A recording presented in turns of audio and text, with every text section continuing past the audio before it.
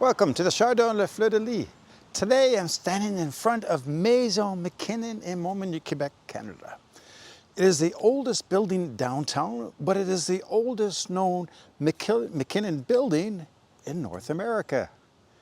Yes, you see, Donald McKinnon purchased this property in 1767, and it remains as the headquarters of Clan MacKinnon, or La Société Clan MacKinnon de Quebec.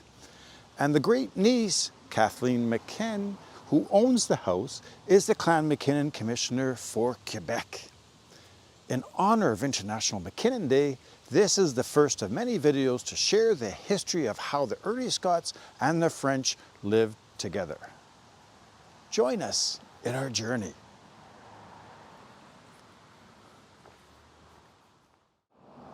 Donald McKinnon first arrived in North America in 1757 as a corporal with the 78th Regiment of Foot, or Fraser's Highlanders, a Highland regiment raised to fight the French in North America during the 7 Years' War. He fought at Louisbourg in 1758, then in Quebec at 1759, and again in 1760. After the surrender of Montreal in 1760, he, along with the regiment, were dispersed all along the St. Lawrence River into garrisons. They were there to keep the lookout in case the French returned.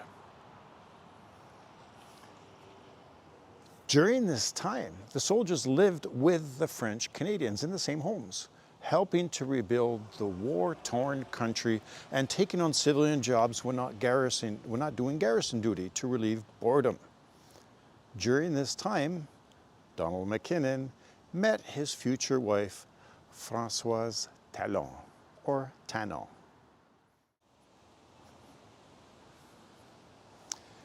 In 1763, after the Treaty of Paris was signed, the King of France signed over Nouvelle-France and all its citizens to the King of England.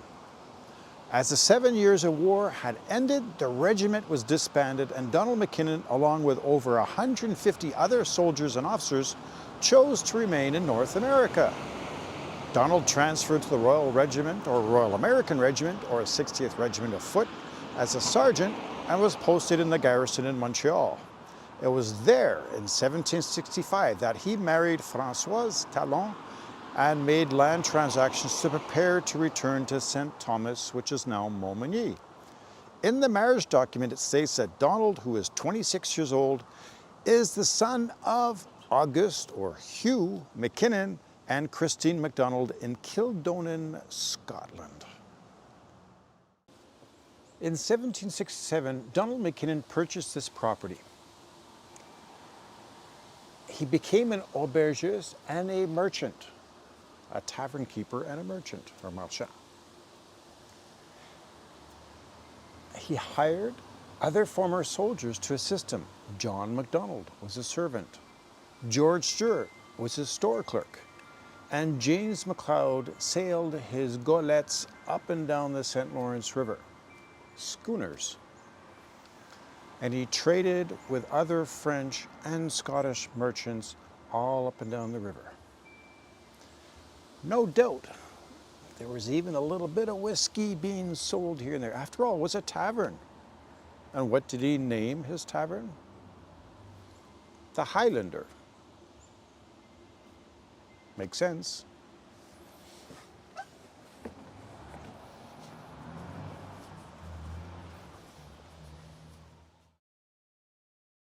He sponsored his family and other Scots to sail from Scotland to Ile Saint-Jean, which is now Prince Edward Island, as these passengers had become indentured servants to pay off the costs of the boat ride.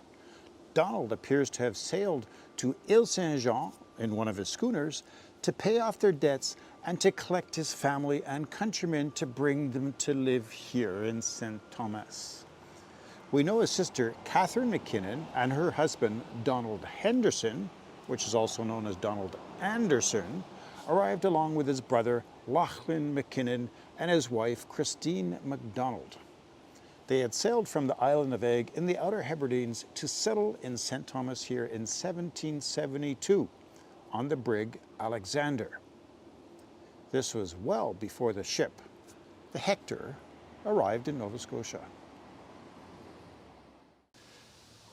Peace, did not last long, and the thriving business that Donald had was hit hard when the British colonies to the south decided to go into rebellion.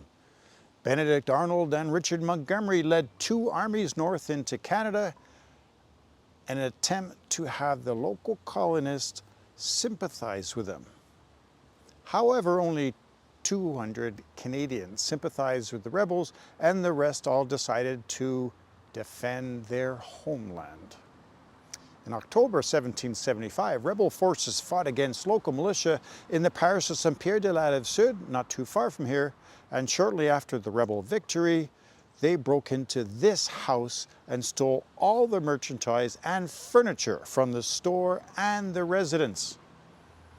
I can't say the kitchen sink was even stolen because there were no kitchen sinks in those days.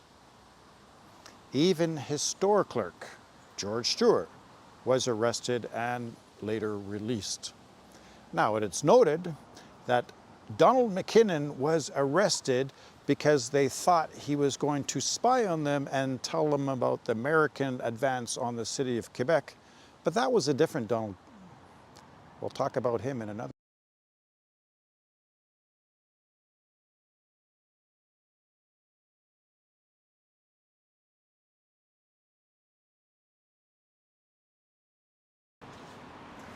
Donald and Francoise were not home when this happened, as they were away in Quebec City defending the city from the rebel army. Donald had to once again fight.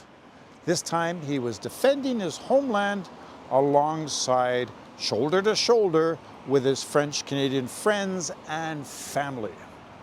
Donald served as an officer in the Royal Highland Immigrants, or 84th Regiment of Foot, a provincial regiment, and he helped defend Quebec City from the rebel attack on December 31st, 1775. He served in other outposts, and during this time, Francoise ran his business. And at the end of the war, they rebuilt their business as best they could, and once again started with nothing. All their goods were stolen, and they had to sell their schooners to pay the bills.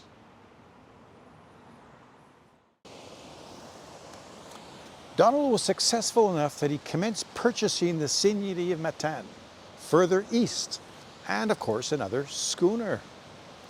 He eventually became the second Seigneur of Matane, having purchased all the parcels of lands, and he moved there along with his brother Lachlan and the other Scots, and of course Francoise. They started a salmon fishery, farming and trading with the First Nations people for furs, and he commenced once again sailing up and down the St. Lawrence River from Matane to La Ville de Quebec, trading and dropping off goods at all the merchant stores owned by the French and the Scots. Donald died in 1792, and Francois had died the year earlier, not having any children. But they left a legacy of their own. His brother Lachlan and his sister both had children whose descendants now walk amongst us. Now, some local historians paint Donald in a poor light, as when he died, a committee of other former soldiers was created to sell off his assets to pay off his debts. These historians declare him to be a poor businessman.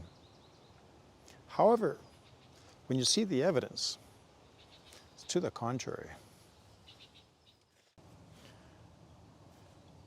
Most people believe that the soldiers were given land grants and they had an easy life when they settled here in North America. I have found that Donald, along with a lot of other Scottish soldiers who applied for numerous land petitions for having fought for the king, never received any land. Even in one land petition that he later petitioned for, he declared that he'd received no lands.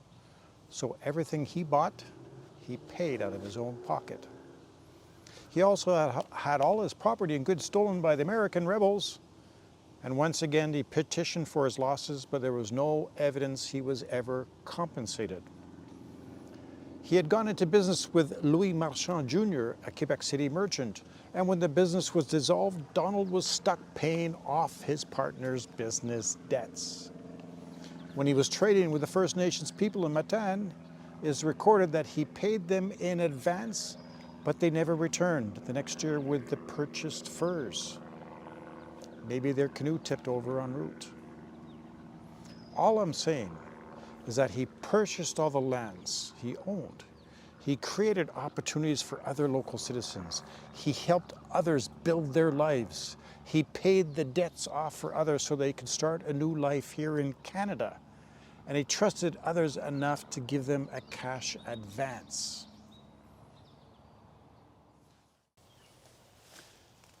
Donald McKinnon did not appear to let culture, language, or religion be a dividing factor.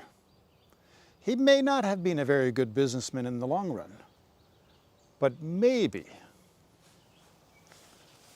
just maybe, he's an inspiration to the rest of us and a role model on the way we need to live our lives. Happy International MacKinnon Day.